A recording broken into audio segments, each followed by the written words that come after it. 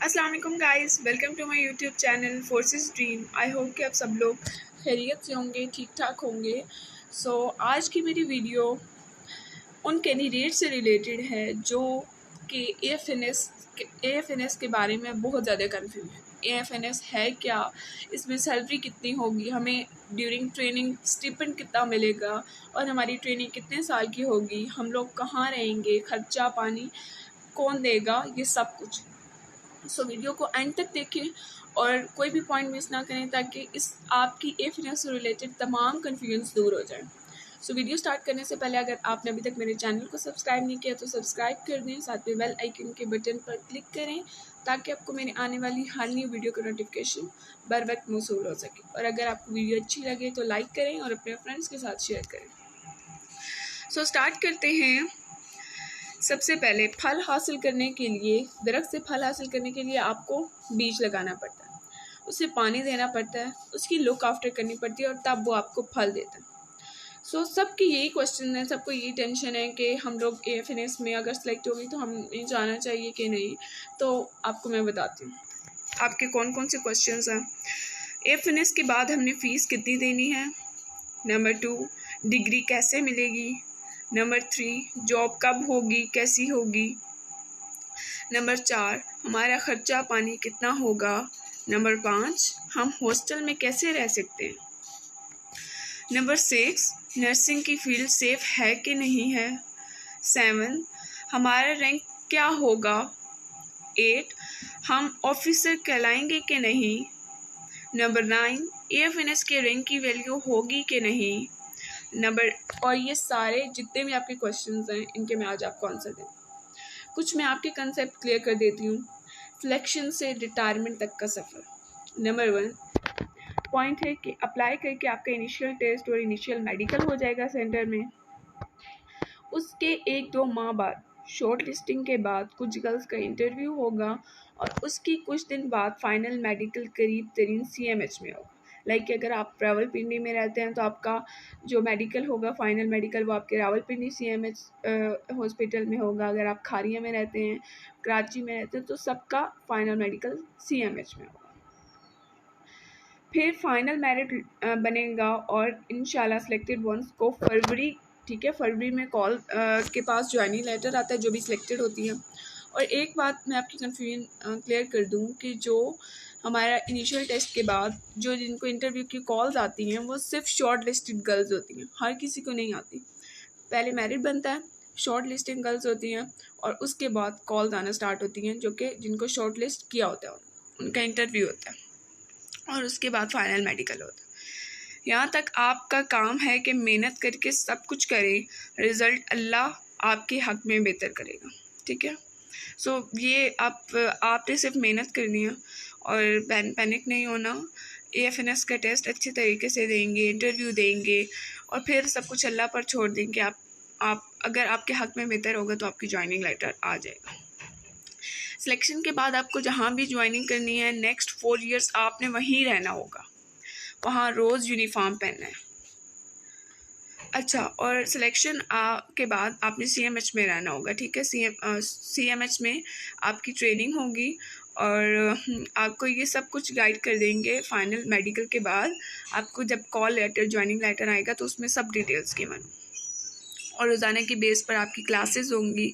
रोज़ शाम को physical exercise भी होगी और वो आपको एक फ़ीमेल होंगी वहाँ पर, वो आपको गाइड करेंगी एक्सरसाइज के लिए, वही करवाएंगे। वहाँ फीमेल स्टाफ होता है। आप 4 साल में यूनी की तरह डिग्री करेंगे और 4 साल में 8 सेमेस्टर्स होते हैं, आपको 8 सेमेस्टर्स कंप्लीट करने होंगे। रिहाइश आपको आर्मी देगी, फ्री एक रूम में 2 से 4 लेडीज़ होती हैं आपके साथ। आपको एक रूम प्रोवाइड करेंगे हॉस्टल में और एक रूम में 2 से 4 गर्ल्स होती हैं। 3 टाइम का खाना आपने मेस में जाकर खाना है और वो भी फ्री होता है और वो टाइम के मुताबिक होता है। आपकी सीनियर्स आपको ट्रेन करेंगी, उनकी हर बात आप पर मानना लाजिम होगी। आपके रूम की सफाई का स्टाफ होगा, रूम में चीज़ें लेकर देने का स्टाफ होगा, मेस में स्टाफ होगा और वो सब फीमेल्स होंगी। जैसा कि मैंने आपको बताया वो सब फीमेल्स होंगी। आपको फ़िज़िकल एक्टिविटीज़ लेडीज़ करवाएंगी। मोबाइल फ़ोन स्टडी के बीच में यूज़ करने पर पाबंदी है। आप अपनी मर्ज़ी के काम नहीं कर सकते। आप कोई भी अपना मर्ज़ी का काम वहाँ नहीं कर सकते जिस तरह के आप घर में करते हैं। वहाँ आपको आर्मी चलाएगी और आपने उसी के रिलेटेड आपने उन्हीं की हर बात सुननी होगी। उनकी बाउंड्रीज एरिया में आपने रहना है। कुछ टाइम के बाद छुट्टी मिला करेगी। इन 4 साल में आपकी रिहाइश, खाना पीना, studies, uniform, each and everything आपको army free of cost provide करे। आपने किसी काम के लिए कोई पैसा नहीं देना।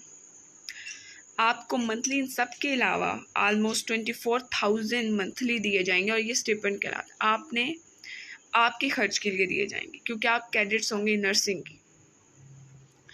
आप अकेले नहीं हैं जिन पर आप फ़ौज आप पर इन्वेस्ट करिए, बल्कि तीनों फोर्सेस, चाहे वो आर्मी हो, एयरफोर्स हो या नेवी हो, वो आप पर पैसा खर्च करते हैं। जब फ़ौज सेलेक्ट कर लेती है तो वही ट्रेनिंग करवाएगी, वही पढ़ाई करवाएगी, डे 1 से लास्ट डे तक आप पर वही खर्चा करेगी। ठीक है। 4 साल के बाद आपने 6 वीक्स के लिए बेसिक मिलिट्री ट्रेनिंग करनी है और उसके बाद एक बॉन्ड साइन करना है। और बॉन्ड में क्या है कि आप 10 साल से पहले फ़ौज को नहीं छोड़ेंगे क्योंकि आप पर मुल्क और कौम के टैक्स का पैसा लगाकर आप पर लाखों इन्वेस्ट करके पढ़ाया गया है, इसलिए आप फ़ौज को मिनिमम 10 साल अपनी खिदमत देंगे और उसके बाद आप नौकरी छोड़ सकते हैं। लेकिन 10 साल मिनिमम आपको वहाँ जॉब करनी होगी। आप खुद 10 साल से पहले नहीं छोड़ सकते और आर्मी आपको 22 साल से पहले निकलने नहीं देगी। 6 वीक्स के बाद आपकी प्रॉपर जॉब स्टार्ट होगी।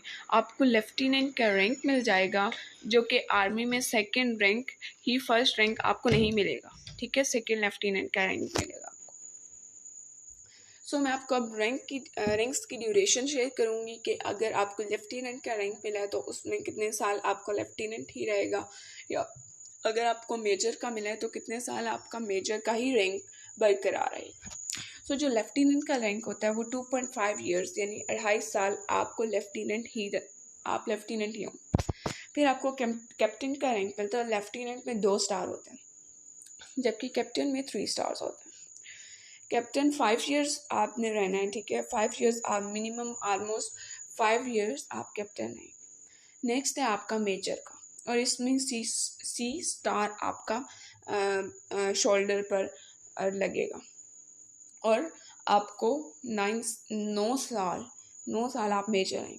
फिर आपके पास लेफ्टिनेंट कर्नल, वो 6 साल। ठीक है, और इस तरह आप का रैंक इंक्रीज करता जाएगा आपकी लक की बेस पर और आपकी सर्विस, आप किस तरह के काम कर रहे हैं उसकी बेस पर। लेफ्टिनेंट और कैप्टन का ग्रेड 17 का होता है, जबकि मेजर का 18 का ग्रेड का ऑफिसर होगा। लेफ्टिनेंट कर्नल का 19 ग्रेड का ऑफिसर होता है। जॉब के स्टार्ट में आपकी सैलरी ऑलमोस्ट 65,000 से ज़्यादा होगी। आप यूनिफॉर्म ऑफिसर होंगे, आपको यूनिफॉर्म में रहना पड़ेगा। ठीक है, और अगर आप देखना चाहते हैं कि एफएनएस का यूनिफॉर्म किस तरह का होता है, और उसमें मैंने सारी डिटेल्स शेयर की हैं और रैंक कहाँ से स्टार्ट होगा और कहाँ पर ख़त्म होगा, इससे रिलेटेड मैंने वीडियो बनाई है, आप वो देख सकते हैं। ठीक है, आप यूनिफॉर्म ऑफिसर होंगी बिल्कुल सेम बाकी सब फोर्सेस के मेल ऑफिसर्स की तरह। जिस तरह पीएमए में ट्रेनिंग होती है उनकी, और फिर उसके बाद वो ऑफिसर्स बनते हैं, बिल्कुल इसी तरह एएफएनएस में भी गर्ल्स इसी तरह ही ऑफिसर्स बनती हैं। आपको सब फैसिलिटीज़ आर्मी प्रोवाइड करेगी। ठीक है, आर्मी ऑफिसर्स की तरह आपको सब फैसिलिटीज़ प्रोवाइड की जाएंगी। घर मिल जाएगा, अम्मी अब्बू हस्बैंड और बच्चों का हर किस्म का इलाज फ्री होगा। 1 साल में पीआईए के 6 टिकट्स और रेलवे के 8 टिकट्स हाफ रेट पर आपको मिलेंगे। ठीक है, आपको सीएमएच में पोस्ट कर दिया जाएगा। जैसे आपकी ट्रेनिंग मुकम्मल होगी, 6 वीक्स आपको उसमें दोबारा, जैसे आपके 4 साल आप पढ़ेंगे, आर्मी के इंस्टीट्यूट में रहेंगे और उसके बाद आपकी 6 वीक्स मिलिट्री ट्रेनिंग होगी और उसके बाद आपकी सीएमएच में जॉब हो जाएगी। आपको सीएमएच में फिर रोज़ाना जाकर जिस तरह के डॉक्टर्स की ड्यूटी होती है, इसी तरह एएफएनएस कैंडिडेट्स की भी ड्यूटी होती है। सर्विस के दौरान आपको इज्जत मिलेगी। बहुत सी लड़कियां क्वेश्चन करती हैं कि हमें एएफएनएस ज्वाइन करना चाहिए, नहीं करना चाहिए, और पता नहीं कैसी फील्ड है। सो आर्मी की फील्ड है, सो ऑब्वियसली इज्जत मिलेगी, आपको रिस्पेक्ट मिलेगी, आपकी जॉब बिल्कुल सही होगी, कोई आपको मैली आंख से नहीं देख सकता। अगर कोई देखेगा तो आपने जस्ट कंप्लेन करनी है और फिर सब आर्मी का काम होगा, ठीक है। सो आप रिलैक्स से अच्छे इन्वायरमेंट में आप जॉब करेंगे। 22 साल के बाद एंड होगी। और ये भी क्वेश्चन आते हैं कि AFNS अगर हम लोग AFNS ज्वाइन करते हैं, सो ट्रेनिंग के बाद हम कितने साल एज AFNS ऑफिसर हम लोग कर सकते हैं जॉब CMH में। तो वो 22 साल होगी। 22 साल ठीक ठाक लाखों में पैसे मिलेंगे। रिटायरमेंट पर हर माह पेंशन मिलेगी। और पेंशन की भी बहुत सी लड़कियां क्वेश्चन करती हैं कि क्या हमें रिटायरमेंट के बाद पेंशन मिलेगी। तो यस, आपको पेंशन मिलेगी, और जब तक मिलेगी जब तक आपकी ज़िंदगी है, जब तक आपकी ज़िंदगी ख़त्म नहीं हो जाती तब तक आपको पेंशन मिलेगी। और सिर्फ आपका मेडिकल फ्री होगा। जब आप जॉब करेंगे तो तब आपके हस्बैंड, आपके अम्मी अब्बू और बच्चों का मेडिकल फ्री होगा। जब आप रिटायर्ड हो जाएंगे तो सिर्फ आपका मेडिकल फ्री होगा। उम्मीद है कि इन सब आपको पॉइंट्स क्लियर हो गए होंगे। और अगर फिर भी आपका कोई क्वेश्चन है तो आप कमेंट्स में पूछ सकते हैं, मैं इंशाल्लाह आपको आंसर दूंगी। अगर आपको मेरी वीडियो अच्छी लगे तो इसे लाइक करें, अपने फ्रेंड्स के साथ शेयर करें। नेक्स्ट वीडियो तक के लिए खुदा हाफिज़।